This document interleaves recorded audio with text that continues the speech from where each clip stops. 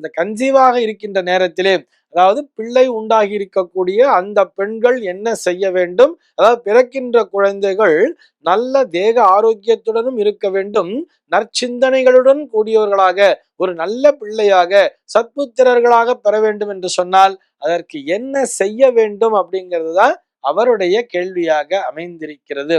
ரொம்ப ஈஸியா அவர்களுக்கு பதில் சொல்லணும், எளிதில் புரிந்து கொள்வதற்காக சொல்லணும் சொன்னா நமக்கு அந்த பிரகலாதன் கதையை நினைவிலே கொண்டு வந்து விட வேண்டும்.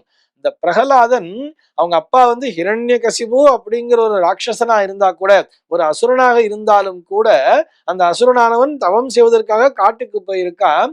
அந்த நேரத்திலே பார்த்தோம்னா அவருடைய மனைவியை வந்து நாரத பெருமான் தான் பாதுகாக்கிறார் அப்படின்னு சொல்லி படிச்சிருக்கோம் இல்லையா?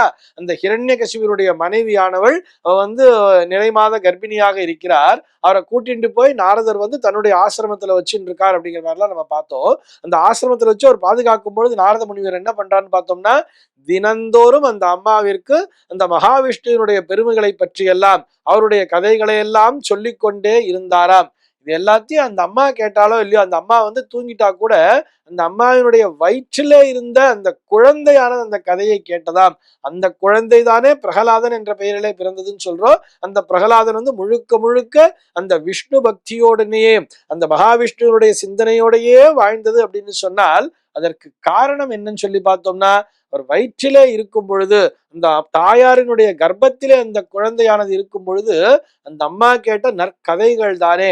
இதைத்தான் நம்முடைய அந்த புராண கதைகளின் மூலமாக நம்முடைய தர்மமானது வலியுறுத்துகிறது. ஆக இந்த பெண்கள் என்ன செய்யணும்னு சொன்னா, அதுவும் கன்சீவாக இருக்கக்கூடியவர்கள் எப்பொழுதுமே நற்சிந்தனைகளுடன் இருக்க வேண்டும், நல்ல விஷயங்களை பார்க்க வேண்டும், நல்ல விஷயங்களை கேட்க வேண்டும், நல்ல விஷயங்களையே பேசிக்கொண்டிருக்க வேண்டும்.